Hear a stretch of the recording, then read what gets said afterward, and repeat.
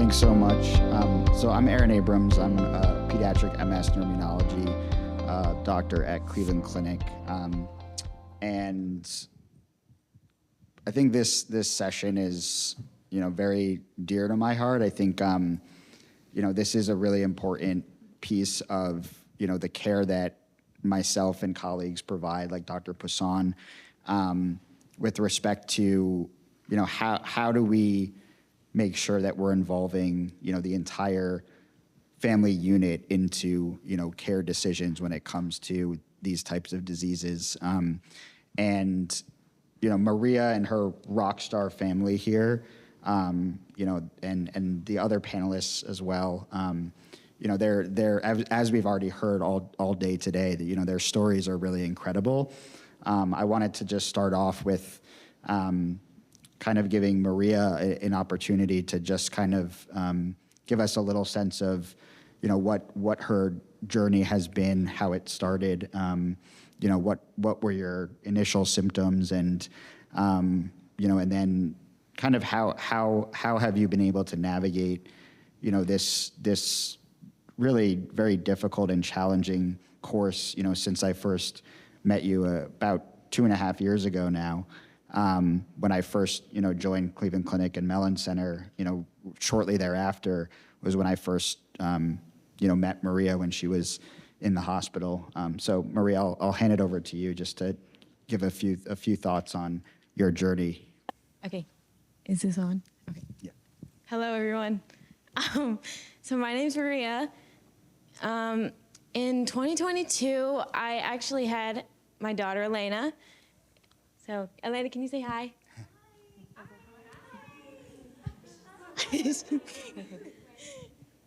So, about 48 hours after I had her, I went through 5 hours of seizures, put into a medicated coma, and when I woke up, I was paralyzed from the neck down. Later, he found out that I had MOG. And then I went to...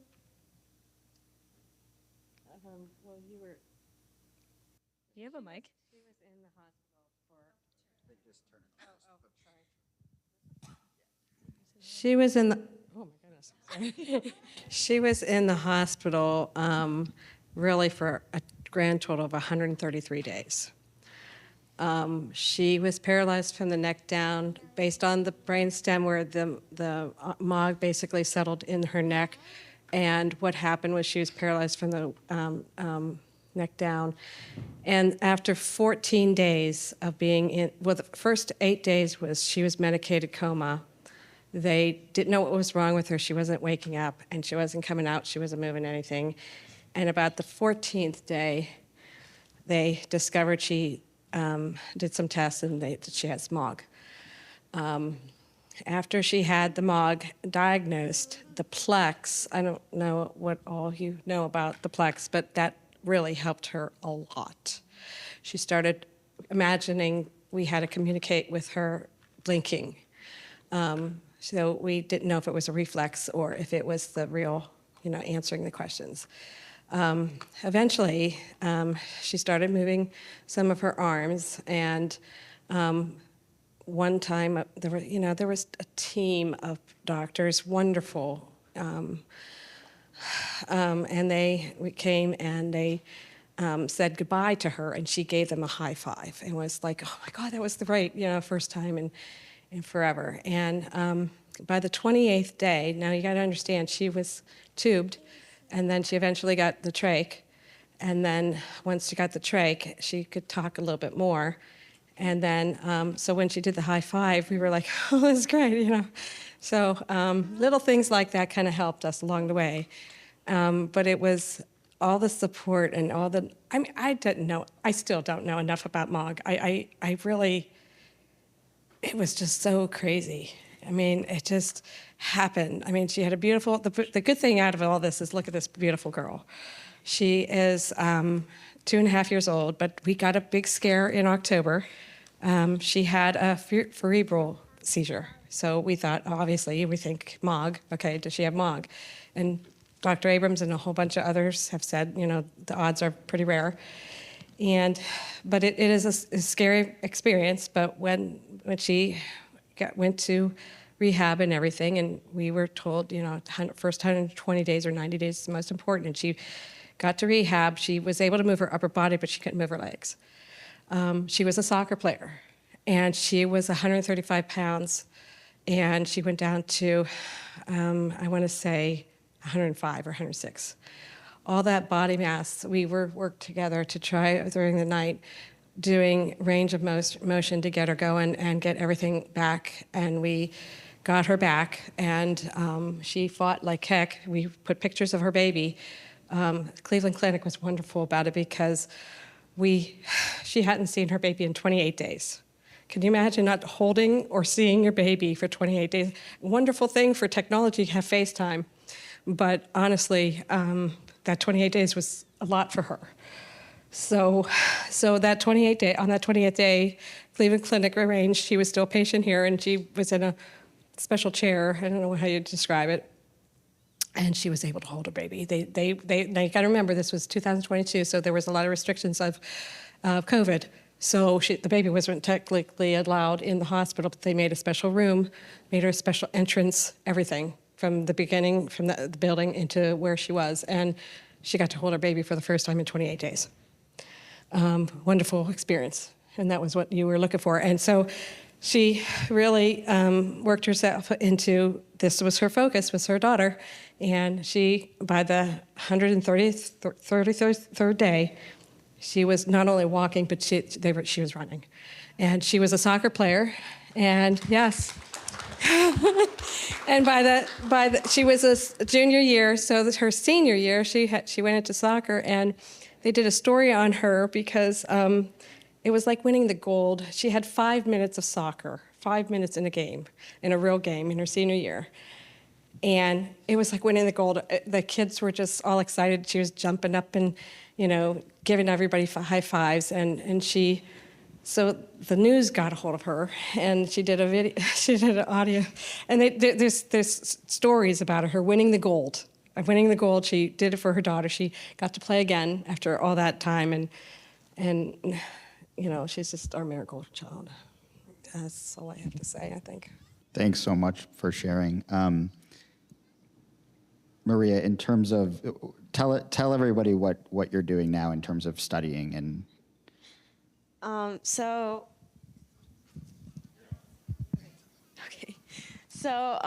Now I just finished my freshman year of college. I'm studying nursing right now. So, woohoo. So I think that's a really good segue into kind of how has it been navigating kind of the transition from, not you weren't a child, right? You weren't a pediatric patient, right? You were a mom, right? And you are a mom. And but I think that it still applies with respect to, how did you navigate going from, being a 16, a completely normal, active, smart, 16-year-old to, then being diagnosed with MOGAD, a very obviously severe onset of MOGAD with a very long course of recovery and rehabilitation, to now actually having to, now that you are 18, having to really be a more independent, adult, especially with a chronic medical, neurological, neuroinflammatory disease, and now having, as also a mom, having to now navigate, ongoing treatment, with monthly IVIG infusions, which are still ongoing, and also, how important has it been to have, your incredible, amazing, family as a support, and what are some of the challenges that you face with sort of the transition from kind of the pediatric to adult medical world regarding your MOGAD diagnosis? So I guess my senior year of high school, it wasn't really hard because senior year, nobody really cared about it. So everybody was just there having a good time. And then going into college, it was kind of a really like wide opening experience because we never really studied the year before. So then it was just like you have all these things coming at you. But then I eventually like got to the point where I would go to school. She actually went to daycare, and my dad I wasn't able to drive because I had a seizure, so I had to go 6 months being seizure free. So my dad actually took me to my friend's house, and me and my friend go to the same school. And then he would take Elena to her daycare. My friend would take me to school, and I'd go from 7:30, and I'd stay till about 3 when my mom got off of work, and she'd come pick me up, and we would go pick up Elena and we'd go home. But during that time, I only had like 2 classes in the morning, and I had the rest of the evening or the afternoon to do whatever I wanted. So I just got all my work done at that time. So then when I was able to get home, I was able to play with her, eat food, do any fun activities. And then at night, if I had any more studying to do, she would usually go to bed around like 7:30, and then I'd have like 3 hours to study even more if I needed to. So it eventually got easier. And then like my treatments, I only had to miss school, I think, probably twice because some of the treatments, usually we had them on a Friday, and I would either have like a break, like spring or winter break, whatever. But now they're spread out more, so I really haven't had to miss school a lot from that. And even during my treatments, I used to get them at the Cleveland Clinic and like the main campus, and it was fun time. So I got to study. I got art therapy, music therapy, all that. So that was cool. So I think that's a testament to just how positive a person you are, because I think, you went through such a harrowing experience, and, you've managed to really just focus on all the positives and continue to thrive. And I think that's challenging, right? It's something that I think a lot of patients, aren't able to do. And I think, again, it just shows how important, having that supportive environment is, with your family, right by your side. So I want to turn just back to Barbara and Matthew here, just in terms of what were some of the challenges, from a standpoint of, seeing Maria kind of grow from, a pediatric, a child into, a young adult, and kind of in terms of, how difficult it was to, have to take her to, treatment sessions and doctor appointments and things. But at the same time, wanting her to, as we've talked about, establish, a degree of independence and autonomy, which, she's amazing at, right, herself. But I think, I want to kind of get a little bit of a sense of, some of the issues with, even like the logistics of, where to get her infusions, when she, wants to start school and things like that. So if you could just maybe talk a little bit about some of those challenges related to her treatment. Very good. Thank you, everybody. We feel very blessed and fortunate. I think we're the luckiest people on the planet. It was a challenge because her being pregnant was a shock. She gave birth in February. We didn't know she was pregnant in November. In fact, her junior year, she played a 4 overtime game in soccer, never came off the field.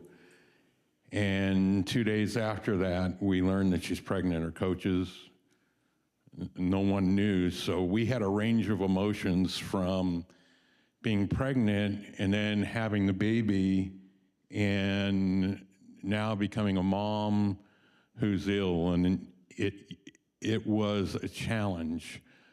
For me, I was blessed enough. I was superintendent of schools. I resigned my job, which was a blessing. My whole life, I put the career at the top. There was always another mountain to climb, and the mountain seemed a lot less important. and it helped me refocus where we were. So for the first year and a half, was able to take her to her treatments, but those treatments would have never happened. My wife stayed by her side the entire time. A team of doctors from SUMA to Cleveland Clinic to the Shepherd Center in Atlanta, Georgia, where we spent 3 months in rehab. But because of COVID, Maria had to be there, and I was home with the baby, which was another shock because, you know, I'm feeding the baby and taking care of the baby for 2 months till we could take the baby to Atlanta. But getting to the treatments and the rehabilitation therapies, we were able to do because we had the time. I actually thought I'd never work again, and you're talking about being blessed. The community we lived in started a group called Team Maria. We just had so much support from people that helped out, that the community we live in, you know, they called me this year and they said, Matt, we don't have a superintendency, but we have daycare right at the building and we need a principal. And I'm like, I'm like, guys, I can't go back to work. Well, I did, but with a lot more balance. And Matt, because the priority right now are these three, and our son who's out on his own. Maria's driven. I'll never forget in therapy, they told me, Matt, she'll get on the field her senior year. I'm like, guys, she's in a wheelchair right now. And God, you know, senior night, it was just unbelievable. But I think the best thing, she wanted to be a nurse before, but she's totally dedicated herself to school. She finished, we had some brain injury or brain lapses, so she's on an IEP now, but she carried a 3.2 at Mount Union University as a freshman with tough courses like biochem, anatomy and physiology. So she's going to make it, and she's going to do this, and she's independent. She's driving again. Never thought we'd see that happen. And outside the residual effects of probably some neuropathy, and once in a while the restrooming doesn't cooperate, she's pretty normal. And she's, I mean, when we're done here, she's going to a country music concert tonight, you know, to do that. So Amazing. Thank you.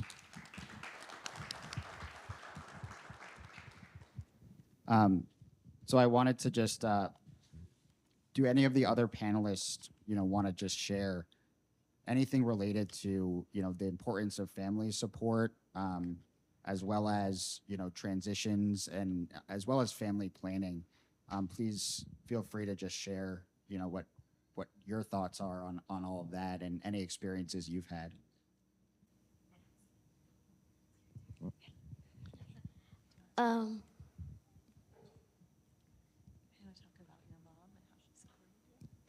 My mom supported me through everything that happened, and she was the one at the hospital with me when everything happened. And it was so much better when somebody was with me, because I thought I would never recover or anything, because that's what the doctors in Kentucky University kept telling me. But now I've recovered a lot better, and I could see a lot better.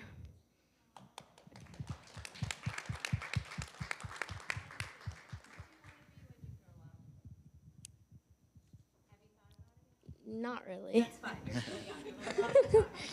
And what would you say to, you know, if another young person was diagnosed with one of these diseases, you know, what would you tell them to kind of keep their heads up, right? What would you say to them?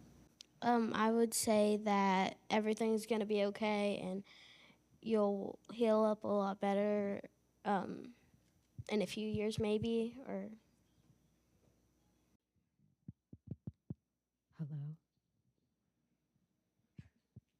Hello. Dr. Poussin, how would you how do you tend to navigate transitions of care? So, if you have seeing a young adult or a child with NMOSD or MOGAD, how do you help them and guide them on what to prepare for as they reach adulthood in terms of medical care, ongoing medical care that they'll need, as well as financial considerations, logistics, going off to college, all of those kinds of things. I would say that one thing that you should learn is like being able to do Braille and use the cane and stuff, and that'll make it a lot better to like move around and be able to like read and stuff, because they make Braille books, and it'll help you learn a lot better when you do that. And I would tell them how to prepare for the doctor, like what stuff to bring, like if you needed your phone or a blanket or something for that. Yeah, and I think that thinking about transitions and learning about your diagnosis over time is so important. And Addison's kind of showing us how you've learned a lot about what's happened to you, right? And so I think the first thing that I'll mention, approach that I have, is every visit, ask the patient, the child or the teenager to tell their story. And as you've seen a lot of these really harrowing stories, maybe that first time you were in the hospital, you don't remember any of that, right? And so as parents, we're there to just take charge and do what we need to do to take over and take charge. And then over time, sometimes we may realize that, well, what actually happened? I was so young, I don't remember, right? And so part of my job is to ask the patient, tell me your story. And maybe that first time, a 6-year-old may say, I don't know, I got poked in the arm and it hurt, right? And that is a huge part of their story. And so I think every visit we kind of make progress and think about what happened to me so that someday when I'm an adult, I can communicate that to others so that I can advocate for myself and explain what happened to me in a way that others can understand so they can help me best, right? And so our approach at Nationwide Children's Hospital is that transition is really a process, right? The transfer of care is that moment when we go from a pediatric doctor to an adult doctor, but the transition is really happening over time. And so we actually have a 5-stage process starting at age 12 where we slowly kind of prepare you for that time. And 18 isn't the magic number, right? We prepare you to say, oh, you might lose access to your MyChart, right? Because your parents are going to be used to getting those messages. And at 18, all of a sudden, those messages are going into the void, right? But there's other parts of this where let's start tell me about your diagnosis at age 12. And then let's take little steps like, let's practice carrying an insurance card, or it's your job now to make your next appointment, and I'm going to supervise that and see how you can make your next neurology appointment. And so we take these steps over time so that once you're 18, you can be more prepared. And 18 isn't a magic number, right? That transition happens when we're ready. And so in terms of college, like you mentioned, we think about lots of transitions, right? Transitions from childhood to being a teenager to being an adult, young adult to finishing college. And so for me in our clinic, it's important to say, where are you going to land, right? And you don't have to know that, right? You can think you've landed and you can land 1,000,000 times and get back up again, right? And so college is a time that oftentimes I will continue seeing my patients, and we can have a local neurologist say, like, if you can go wherever you want for college, right? We figure out how to make it work. Do we need to have someone closer to you that if we need to get an exam that we can collaborate with or communicate with? And so it's really about planning, whereas will I continue to see you through college here?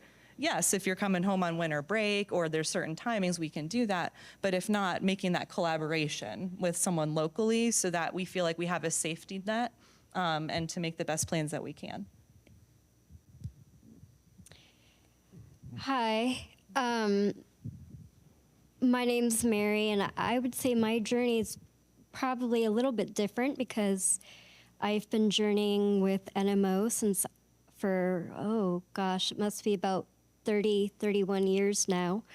When I was 5.5, it was 1992, I woke up one day and I was blind. And it was about 6 months later that I had some of the scarier neurological issues where I woke up paralyzed, and I had numbness in my arms and legs, and I was at Detroit Children's, and they didn't know what was going on there. And after about a week of being in pain, they wanted to do exploratory surgery. And they said no matter what, it would probably leave me paralyzed for the rest of my life. And so we decided, my parents did, that it would be best to get a second opinion. And I was life flighted to Rainbow Baby and Children's Hospital here in Cleveland at UH. And in 1992, they didn't have the blood work for NMO, but based on my clinical symptoms and the MRIs, they were like, yeah, she's got this. She doesn't need surgery. And so I was on steroids for, oh gosh, at the time it took 3 weeks for me to get back up on my feet with some physical therapy and that sort of thing. And there really wasn't a lot of treatment back in the early 90s, so I did a lot of steroids. I did some IgG. I even did some beta-seron. And then when I was about 13, I would say between ages 6 and 13, I had a lot of episodes. Sometimes it was a hit on my eyesight with the optic neuritis. Sometimes it was paralyzation, either in an arm or a leg. I never knew quite what was going on, and sometimes the episodes were every few weeks, every few months. I think the longest I went was maybe 11 months without having one. But then when I was 13, there were studies showing that the azathioprine was really helping people, and so I got on that. And the episodes, I think I had one through my whole 4 years of high school. And I graduated with honors. And I went on to college. I graduated again with honors from Wright State University. And then I took a year off, and I got my first guide dog from Guide Dogs for the Blind out in San Rafael, California. And then I went to graduate school. I got to travel to all kinds of cool places like France and Costa Rica and Ireland. And I do yoga, and I play the Irish flute and the tin whistle. And this is my second guide dog, Gabby, here with me today. She's going to retire. I'm preparing to get my third guide dog probably next spring. For me, I would say the most important thing is just taking one step at a time. I did not have the blood work that determined that I do have aquaporin for NMO until about 3 years ago. And that was when the azathioprine was causing my liver to have a temper tantrum, and I needed to switch to Rituxan. But I would say listen to your body. Communication with your doctors is key. If something doesn't feel right, it's probably not. Keep searching for answers. You will find them. And the medical advancements now compared to what they were 30, 31 years ago are so much better. I think it's really exciting.